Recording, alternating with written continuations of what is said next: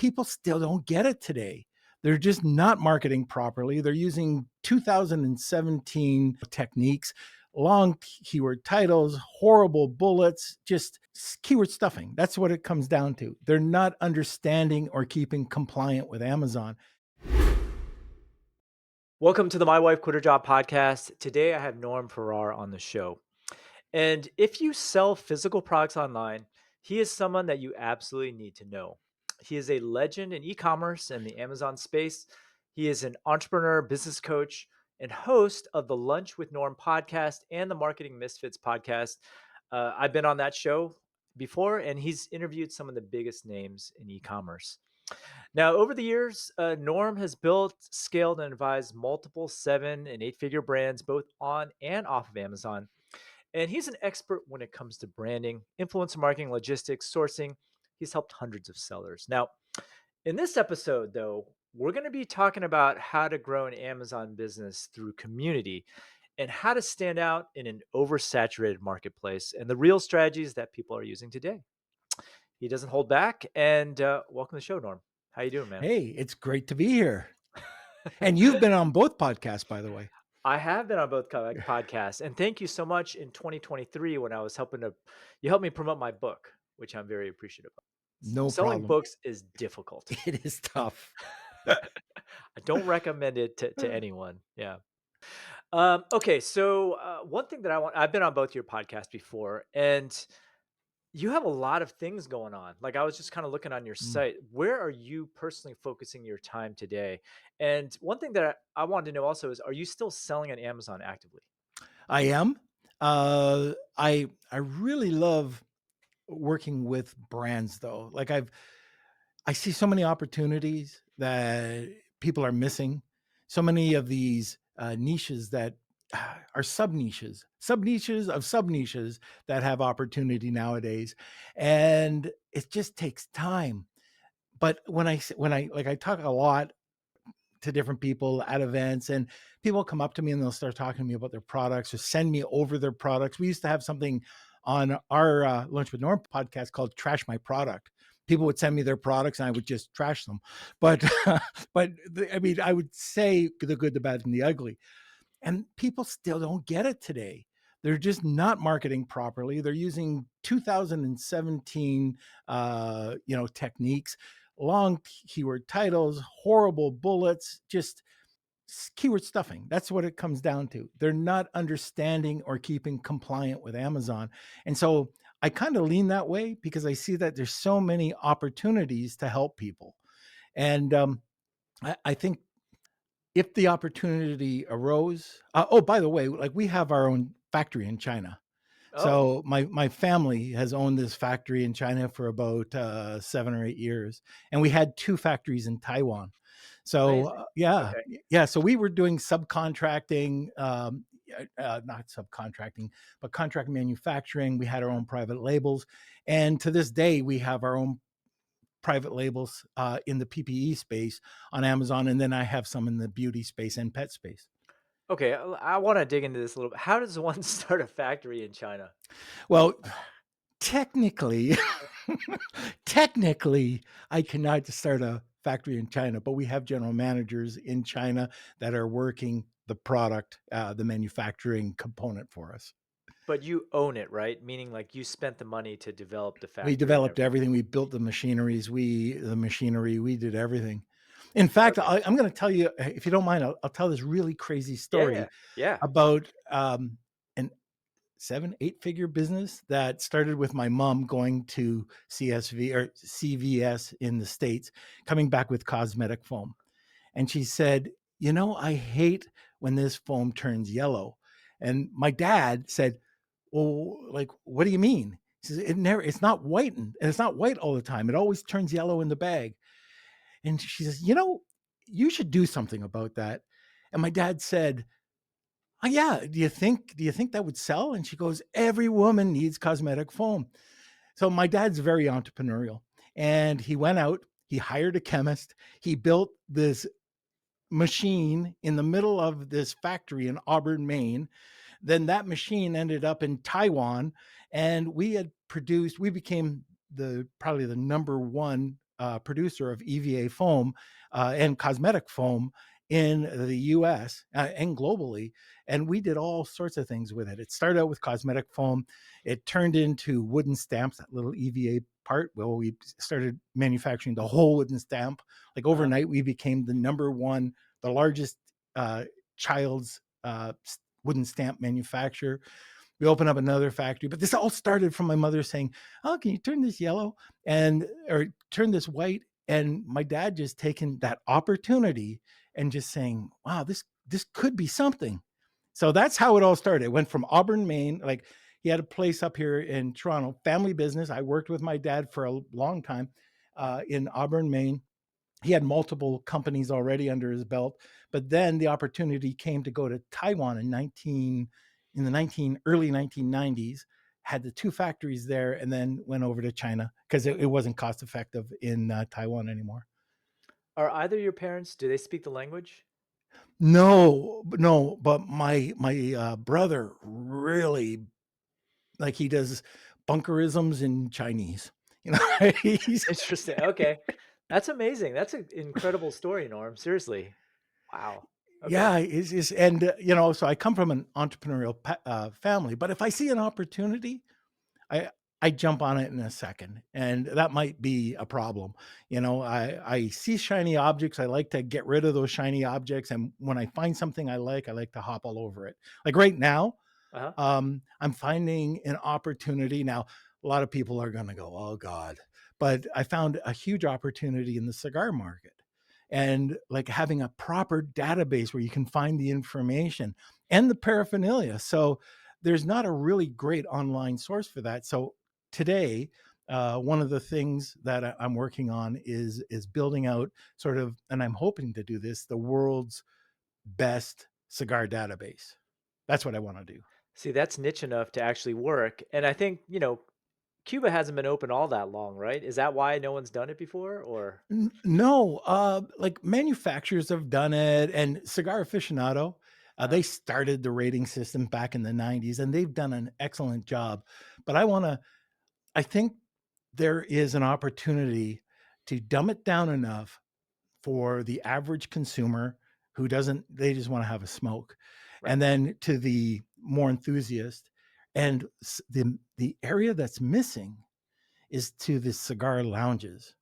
So if I can market these to the cigar lounges and or the like the cutters and all the other things that Yeah. go along with it, I think there's a good opportunity there. You know what, Norm? This sounds like the perfect niche for a community. Very good. So, this is a good time. I am very curious what you're doing to build that community, and, I mean, that was the original what we kind of agreed upon when we before I hit the record button. Yeah. So, let's get the perfect case study of yourself. Okay. Well, like building a community. So you have a community and I have a community. So my community started with something. There has to be something unique for the community or something that everybody just loves. And that starts like for me as not a service provider, but as a speaker, I wanted to. I grew a beard. Simple. Roy Orbison had his glasses. I grew a beard so people could recognize me. Okay. And the reason it wasn't for speaking engagements, for I went out to every event there possibly was. I wanted to be a sponge, and I wanted to absorb as much information back in the day. And when I reached out to speakers afterwards, because everybody would gather around them, I'd reach out later and they wouldn't remember me. I say, "Oh, I was the guy in the jean jacket." I remember going out to the Wolf of Wall Street, Jordan Belfort sitting in the third row back. I wrote him and I said, "Oh, hey, I thought your presentation was blah blah blah blah. I have a question about this. I was the guy with the gray beard, and I remember you." and those are so that was the start. I started a community by doing something unique. Now, if you're a brand, it's the exact same way. You might not want to go and build a community around your brand, but you might want to build a community around something that everybody likes. So let's, for example, I'll give you an example of one of my clients. He he has a knife, and he had no followers, nothing. And so what we looked at was, first of all, the packaging. The packaging sucked. We changed that. We changed the perceived value. It looked great. Then we said, how do we get people to, how do you get their email address? Well, we put a lifetime value on. So this was a start. So QR code over to a page, lifetime value. But then we added more. We went around, we gave all these knives out to chefs all around the world, and they provided us with enough recipes to put into a book. But that also gave us enough UGC that we could start to put into all these different social channels, and they gave us videos. But the next step, and this is what really Oh, we're started, skipping ahead, sorry. yeah, So you gave it all these knives to chefs, and then you yeah, had them create videos for you. video and photos and provide a recipe.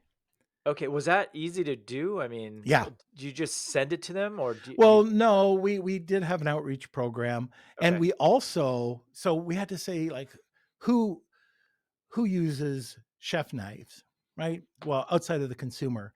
Well, you got the chefs, but there was the culinary schools. So we reached out to culinary schools. We said, "Hey, we'll provide all these, but we want recipes." And Okay. at the end, we want your students to hold them up, showing, that they use their knives. And so they did. And that's where the whole content trail started.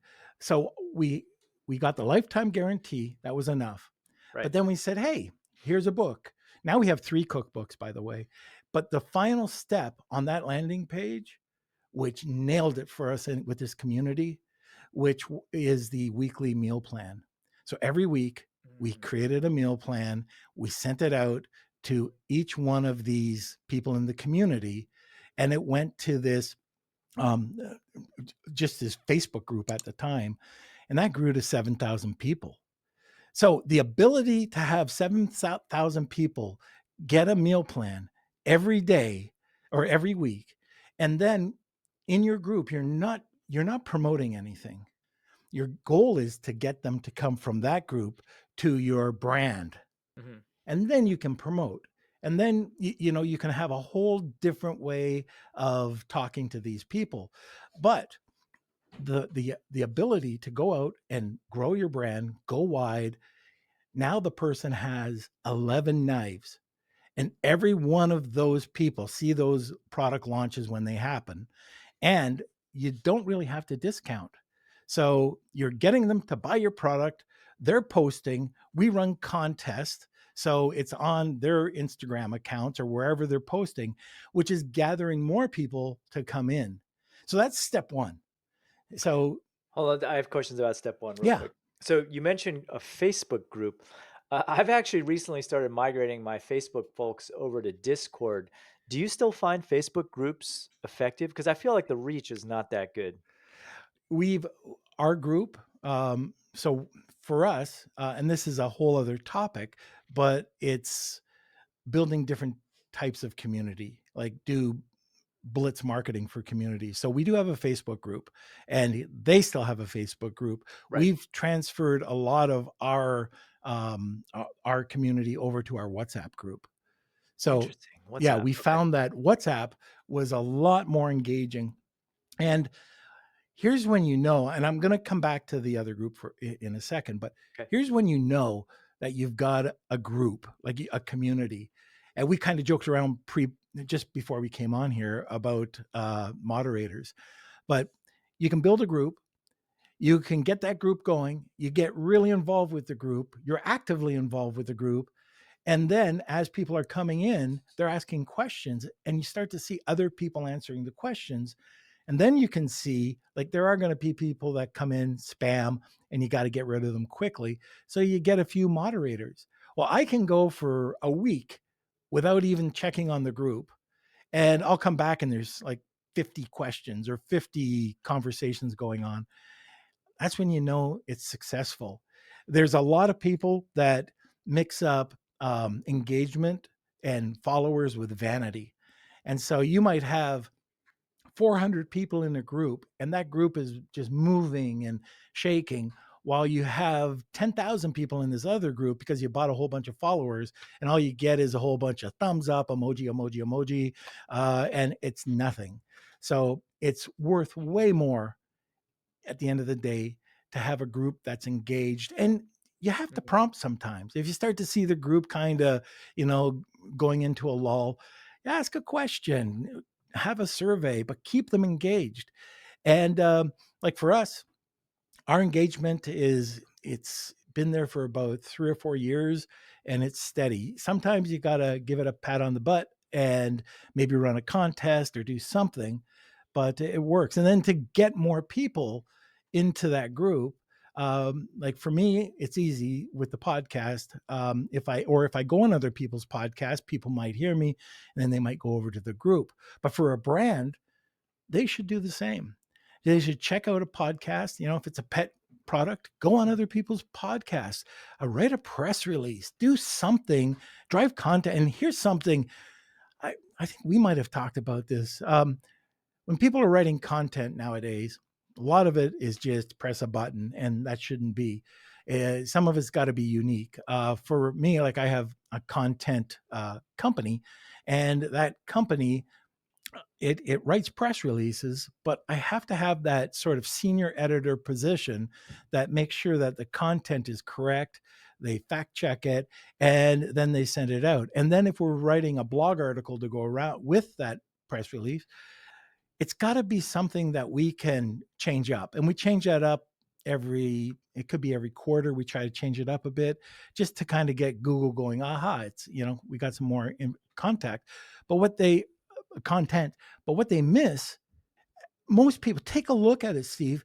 You go to a blog, so many people write about blog articles to get keywords, and then they forget to put in a call to action, Sure. you know? So that can build a community. Hey, just a quick heads up. Tickets for my annual e-commerce conference, the Seller Summit, are now on sale over at sellersummit.com. If you run an e-commerce business selling physical products, this event was built for you. Unlike typical events filled with broad advice and feel-good stories, the Seller Summit is all about real strategies you can actually use. Every speaker I invite is deep in the trenches, running their own store and dealing with the same challenges you face every single day. Now, we keep the event intentionally small, just 200 people, so it stays intimate, and you actually get time to connect, ask questions, and have meaningful conversations. I've sold out every single year for the past 9 years. And if your store is already doing over 250K or $1 million in revenue, we also run a private mastermind with other top sellers in the space. You can learn more and grab your ticket over at sellersummit.com. Now back to the show. So back to that knife community. Yeah. Like, how do you get people talking? Like, presumably people were there for the recipes. Is that accurate, or what were they there for? Yeah. Well, we ended up putting out 3 cookbooks. So Okay, as soon as we put out the cookbooks, that's great. Hey, if we could do a refer a friend. So there's a refer a friend campaign. Um, just as we're speaking right now, we're doing something very different, which is one of the best things that I love to build a community, and that's the newsletter. okay, So I've got more response and more leads off of my newsletter than my podcast. I thought it would be the other way around. Uh, Kevin King, exact same thing with the brands. I think you can do the exact. And we just started working on 2 different ways to build out your community. And that's going to be the newsletter, and that's going to have recipes. It's going to be probably be talking to chefs or, people in the business, bloggers, people that want to add content, and we'll have a really nice, not a newsletter that sucks. It's got to be good. It's got to present value. And so that's going to be our next step. And we think that we're going to be able to at least double our community fairly quickly. And we're doing a referral contest. And we just like anybody buys the product, we always ask them if they want to. We we we generate different types of contests for different products that we use or different times of the year. And sometimes we'll get swamped with content just because people, want to, and we're not giving them anything. They just want to put something up showing that they're using the knife. We have had content, a contest where we've given out, 4 or 5 different products, or we've given out something completely different, like what are they called? Oh, the Apple iPod, not the iPods. That's the big thing against your head. The AirPods. AirPods. That's Yeah, what it is. yeah. I'm old. I get a pass. Uh, but you've got to just keep changing it up, seeing what's different. And for us, so in our newsletter, how do I do it differently than the next person? I have a personal story that I have a business twist every once a week. And then we have something that you've experienced called the Wheel of Kelsey. And that's a contest that anybody can enter for whatever was on the podcast that week through the newsletter.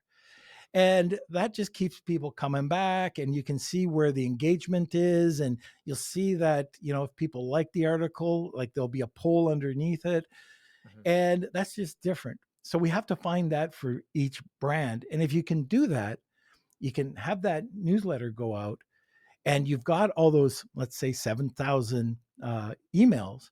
mhm. Now you can do other things. You can do an email campaign. You could just do a fact of the day. You could send out a recipe a day.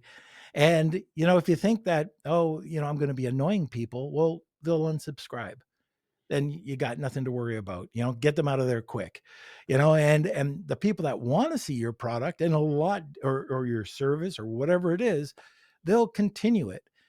And Kevin King was telling me, like, I was talking about, this is yesterday. I said, I want to put out the newsletter. I'm putting out a couple of other emails. Is that too much? And he goes, no, you do this every day. He says, I know people that email people 6 times a day. I said, well, that's completely annoying. I mean, I would unsubscribe. And he says, well, it wouldn't be suited for you. I said, yeah, I guess you're right. Yeah. You know what? I guess my definition of community is slightly different than what we're talking about here. Hmm. For me, a community is a place where they can interact with each other, right? What you're describing is like a newsletter where you're building a community of people who follow you. Um, so for that knife brand, is the Facebook group, is it like popping? It's it's it's doing. There's two different groups.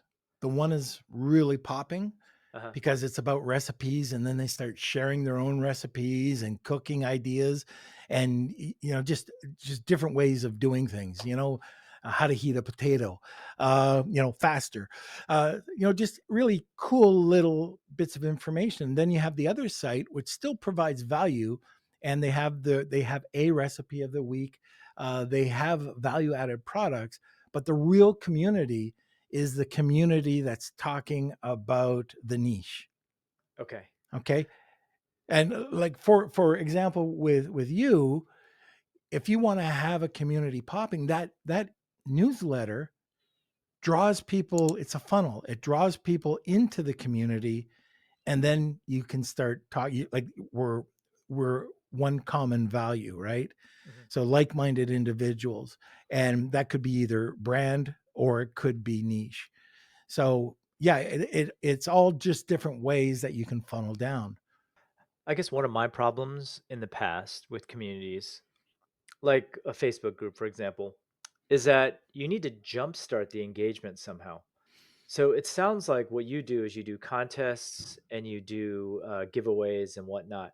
How often are you doing those? And do you need to have a moderator in there in the beginning, like in the beginning, jump starting it? Are you posting every day in there? I'm trying to put, yeah, at the beginning, 100%, Okay. maybe even more. Okay. Like for the WhatsApp group, we were posting and we were sharing. We kind of got away from that because we had all the moderators and there was a lot of questions coming in. Then I started to notice that there was a bit of a drop off. So, and by drop off, I'm talking about like 2%. And then I thought, okay, got together with my son, said, what do you think we can do to keep this thing going and build the group a bit bigger? And so what it was taking any Amazon updates or AI updates and posting them into the group. And we asked the group, I said, would you like us to provide more content here? Or would you like us just to back off a bit and you guys just ask the questions, answer the polls? And it was, yeah, don't go crazy. This is exactly what was said. Don't go crazy with updates, but so we started doing, here's one a week or two a week if something really Okay. interesting came up, and that got people talking. So, like just the other day, a big one that came out was that big hack on Facebook. Oh, yeah. So we noticed that that was happening, and then we put it right onto the group, and okay, that got people talking. You Sure. know, how do I check this? And so that was great. And we'll probably do another one next week. But between that, there'll be 50 to 25 chats going on. Okay. What so on WhatsApp, that's not like, let's say you have, like, 7,000 people on WhatsApp. Isn't that get a little out of hand? Oh Or yeah, but okay. that's not where the knife brand is. That's where our brand is. Okay, but even for you guys, like, even if it's, like, a couple 100 people, that's out of control already, isn't it? No, not at all. Really? Because yeah, Okay. because you're gonna have your main contributors. You're gonna have those, that 10%. So let's say there's 50. So you got 500 people in a group. So you got 50 people that are going back and forth. Or there might be that next step down, that next group that might add, engage, once in a while. Well, it's those 10% that are answering the questions. So you'll I see the see. same names coming up, and they're helping, they groom, and you'll find out that a lot of those people will actually act as your referral model. And this is where that newsletter comes in. So out of our newsletter, we've got around 11,000 people on the newsletter right now, and all organically grown. And you'll find out that I wasn't really paying attention to referrals, and then we started doing it again. And I think last month, I'm not 100% sure, but I think we got like 3 or 400 referrals.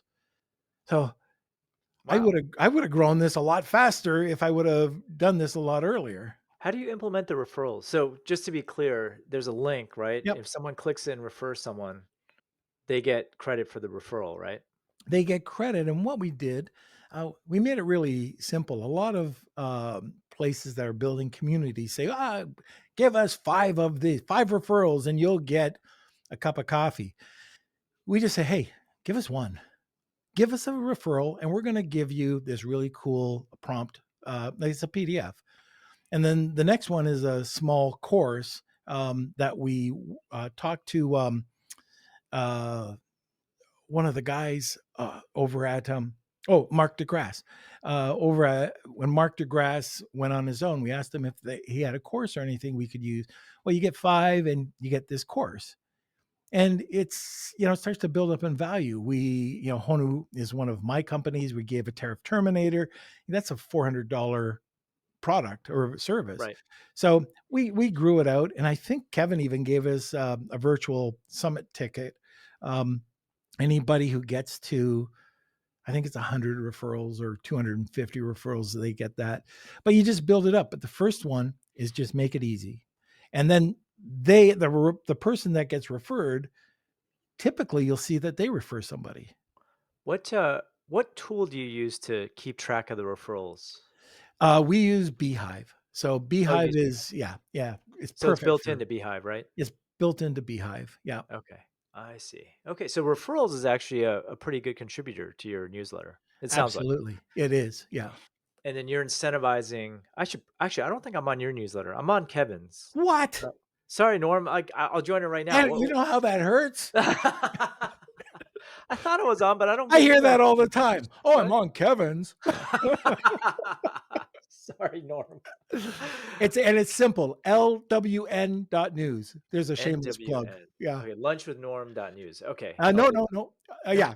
It's just the acronyms. Yeah, yeah, LWN. LWN Yeah. dot okay, okay. I will join. I wanna see how you do this. Okay. So you All give out right. prizes after 1 Yeah. referral, and then based on more, you give away even more goodies. Sounds like, Correct. right? Yeah.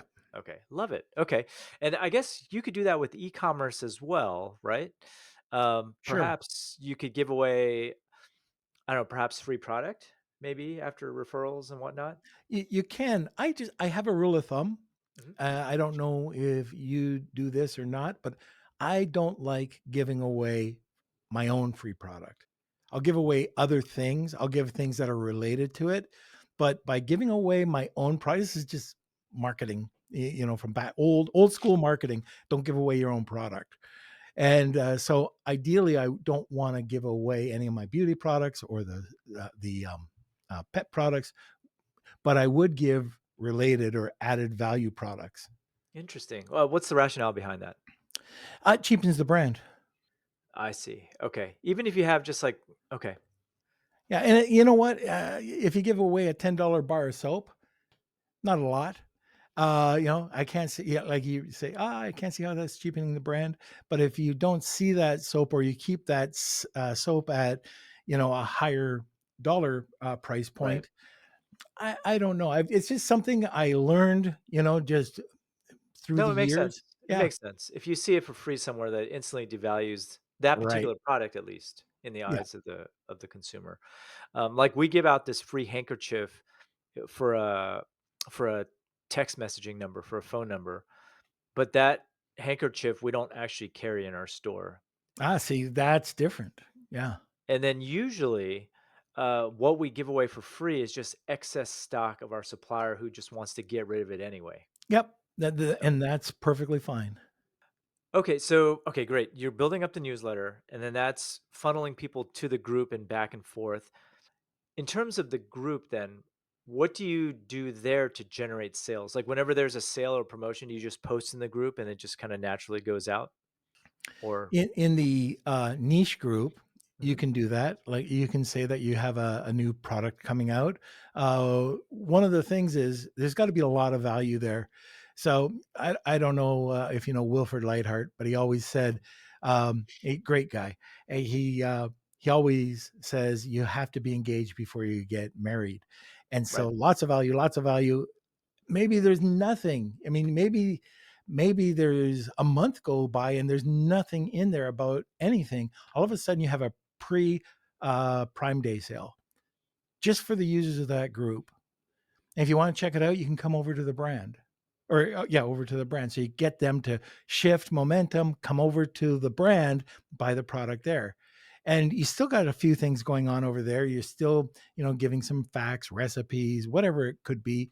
But you've got them now on into that group, and that's going to be more promoting the product. This is how you've gone from, hey, this is cool, this is a group, to starting to create raving fans. And well, one of the other things I should have mentioned is when you start to see a repeat customer, that's a raving fan, right? Or Mhm. you can turn that person into a raving fan.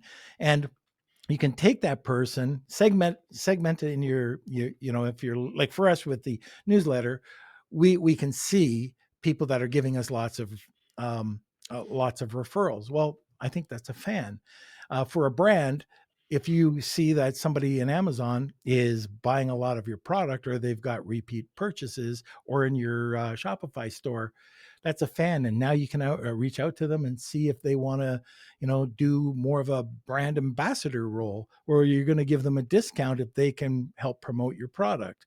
There's Mhm. a lot of different things you can do with loyal fans, and that's the basis. That's really the basis of building a good community. So one thing that we haven't talked about is, are you building this community? I guess how do you build this community off of the people who buy your Amazon products, or is this just something you're doing independently that boosts your Amazon sales? It, they can do both. So if I'm doing anything on Shopify, I'm getting their email. Sure. Yep. If I'm on Amazon, I'm using a QR code with a dynamic QR code so I can change whatever the promotion is. But that landing page will that QR code goes over to the landing page, and it will be the lifetime warranty, the cookbook, Got it. uh, and the weekly meal plan. So that's where we get them. That's how we're building the initial Okay. community. Yeah.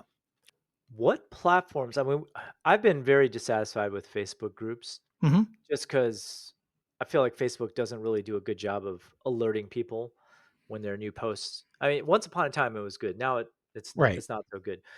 You mentioned WhatsApp. What other platforms did you consider, and why did you go with WhatsApp actually? Because there's like Circle, there's Discord, there's School. I imagine you've evaluated a lot of them.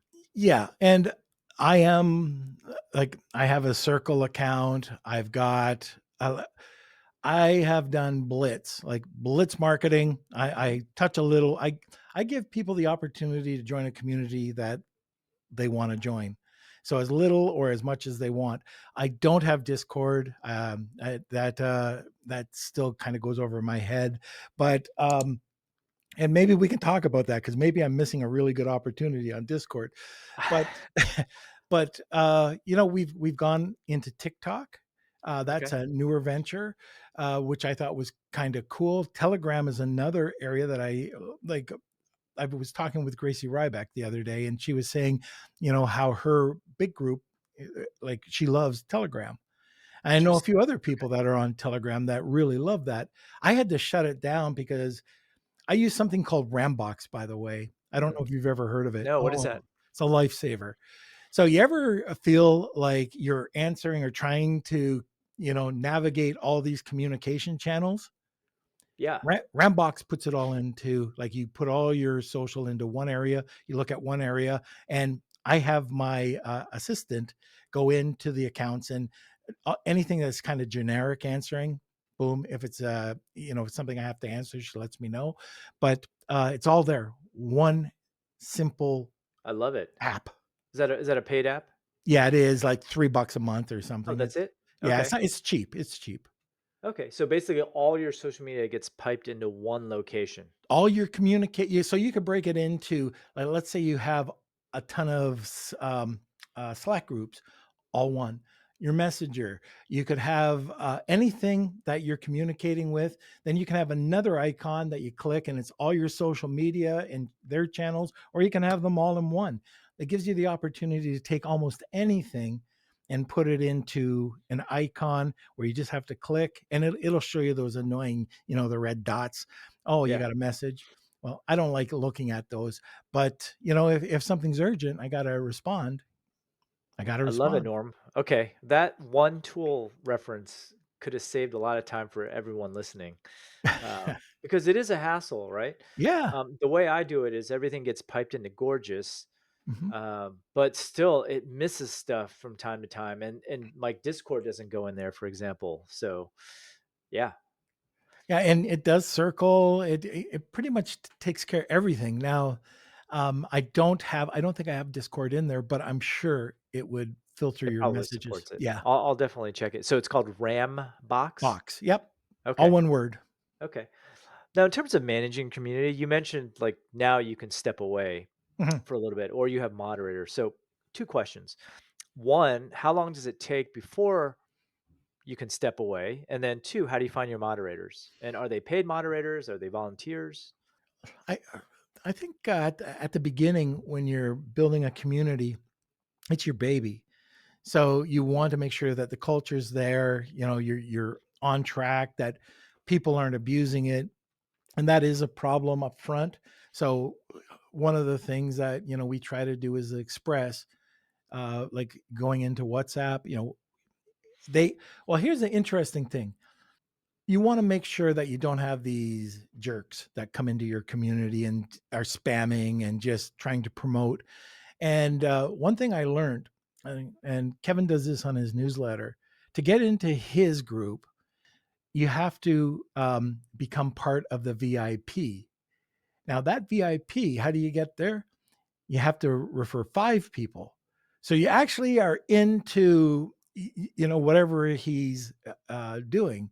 And so you refer 5 people. Now you have a private group. That's a whole different ball game than kind of what I have right now, which took a little bit, and we could have changed it, but we wanted to keep it open. So there's 4 questions that got to be answered. If they're not answered, they're automatically, not allowed. Um, but right off at the beginning, like people would post events or they would post kind of more salesy promotional material, and we had to get it where we'd contact the person and just let them know, hey, don't want to offend the person. So yeah, gotta be a politician, but we don't really want this. If you have any content that you want to post from your company, that's one thing. But don't put this sales or promotional material. And we started showing people like just DMing them, not really, knocking them on Yeah. this. like directly, but we DM them, we let them know, and then the real bad spammers, we just kick the heck out of there, and we made it where we have to approve them. So if we see some funky number, boop, gone, boop, gone. And Yeah. if they reach out and they DM me and they start explaining themselves, like why the funky name or funky number, uh, then okay, here, I'll invite you, re-invite you. But we get rid of a lot of the riffraff that way. And all of a sudden you start to see people, hey, I've got a problem. I've got this problem. And what we noticed is that putting everybody into one group didn't work. If you wanted to have the general group, okay, great. We have a sourcing group.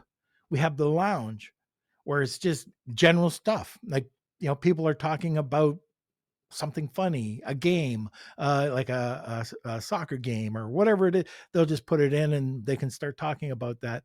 But we have five different groups. One of the one, and this is all under the one WhatsApp group. The one is just events. So hey, if you want to post your event, you can post it in here. So that helps a lot, sort of streamline, the each group kind of has its own do's and don'ts and culture, but that's one way, and we had to work hard at that up front.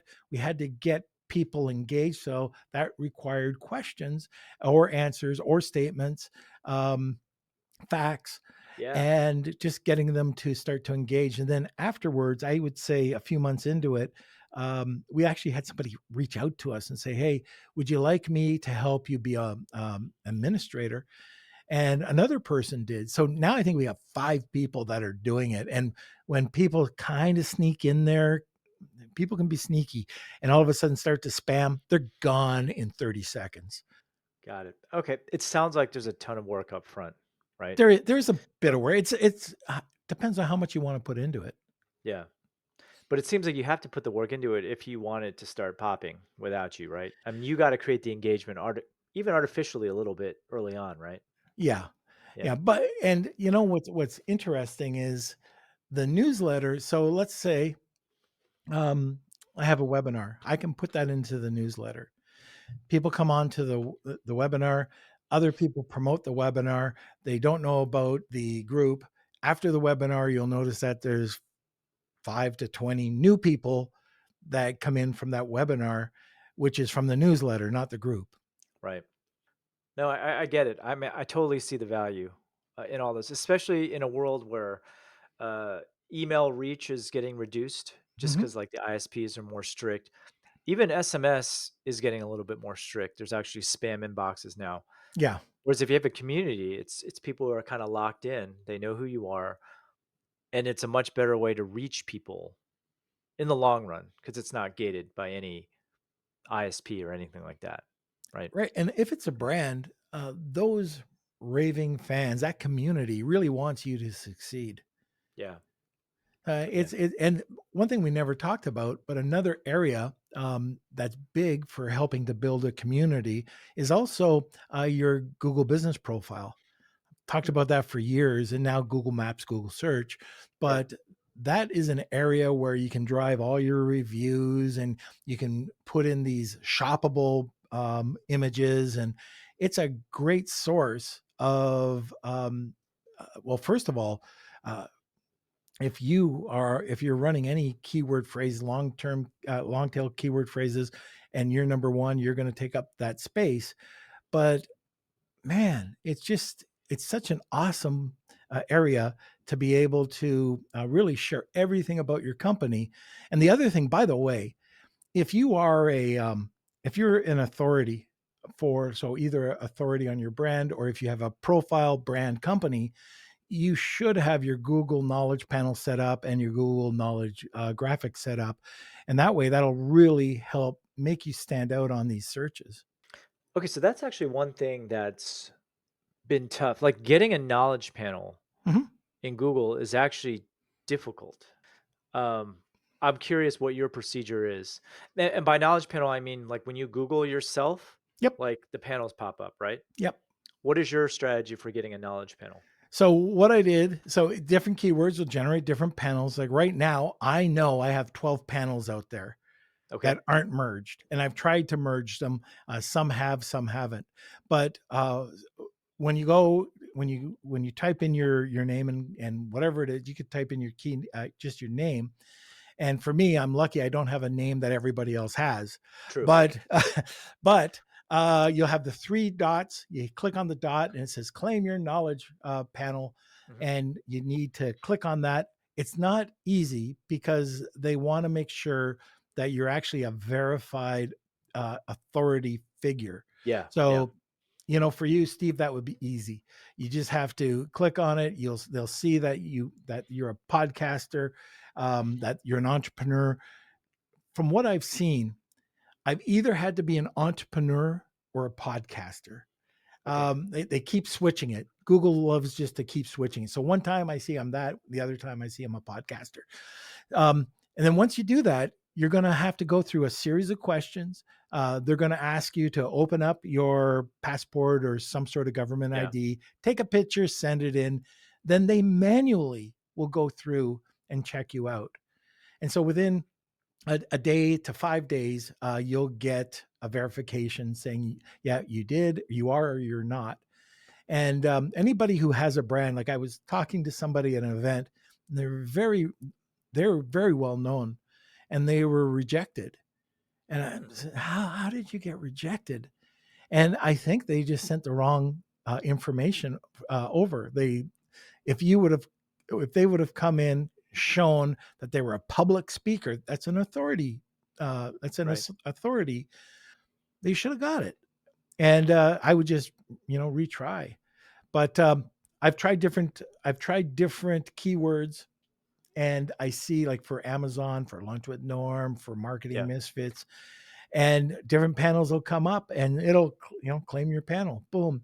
So to merge the panels, it's a different process. You'd have to go through and uh, inform Google to merge the panels together. interesting, And I okay, have been lucky with it on some occasions. I haven't with others. okay. By the way, if you guys are listening to this, these knowledge panels that Norm and I are talking about is the way that Google knows whether something you put out is authoritative or not. Because if you don't have a knowledge panel, your chances of ranking go down dramatically. Oh yeah. Yeah. And, So, I was talking, Dennis Yu was the one that oh told yeah. me about him, Uh-huh. Yeah. and, started talking to him, and then really getting into it. Uh, and what was I going to say about Dennis? Oh, the graphics. So the knowledge graphics and the webbing of the graphics, which I've found to be extraordinarily valuable. And people wonder why I'll take a shot, or if you're on the podcast. So you're on the podcast, Steve, and we're at an event. I'll say, hey, Steve, let's have an event. Or let's have an event. Let's have a photograph together. Boom. And so it'll pick up my metadata, and it'll show that your name was on the podcast. And now it's going to go in, and we're going to show that we know each other. I'm going to get into some of your followers. Hmm. So it'll spread Norm Farrar with some of your followers. So you can really grow. Do we want that to happen, Norm? No, I'm just kidding. Um, Do we? hey, I wanted to give you a chance actually to talk about some of the services that you offer because I know you do work with a lot of brands. Yeah. What is that? I thought it was. Is that Dragonfish or Well, we have I have a company that services under $1 million. So okay? this is like, hey, you're just getting out there, and you want to get to, $100,000 a month. I have a service that will help build a website, get it all optimized for you, take your brand and do as little or as much as you'd like on Amazon, and get you to a point where it's $1 million. Okay, Then we take it into what we're calling the farm leagues, so you're get or the minor leagues, and that's Dragonfish. Dragonfish will take $1 million to $5 million. We'll take $1 million an account, $3 million account, bring it up to 5+ million, and then we're going to take you into the pros, and we're going to hand it off to another company that can get you worldwide distribution. So that's what Dragonfish does. So we'll do, Amazon listings, like the optimization, the launch and rank, PPC will take care of that for you, but in a smaller scale. We're really great with content, press releases, um, building out content with AI and with human, like both working together. So that's another thing. I have a logistics company called Honu Worldwide, and that's out of Pennsylvania, and it's This is a fantastic. 3PL, It's a essentially? 3PL, yeah. Okay, nice. And yeah, 3PL, which is also getting into print on demand. And we have a bottling facility. So, we will, bottle. We've got about 72 different formulas that we bottle over there. So, yeah, so a few things. Oh, plus So the podcasts. yeah, plus Norm, this is ridiculous. Where can people find you for all these services? So Dragonfish is 1,000,000 above. What about the sub 1,000,000? Where can people find you So for that? that's Dragonfish, and you could just reach out to me either way. So the Okay. easiest thing is just norm at AMZ, like Amazon, Uh-huh. dot club. Okay. Okay. So yeah, that's the easiest thing. You can reach out on any of the social media networks. Uh, that's probably the best thing. And if you want to see a different kind of newsletter, lwn.news is where to check out a newsletter I that's will not join Kevin's. as soon as That's we're not done. Kevin's. Yes, that is not yes. Well, Norm, hey, man, thanks for coming on the show. Appreciate you, man. Hey, it was awesome.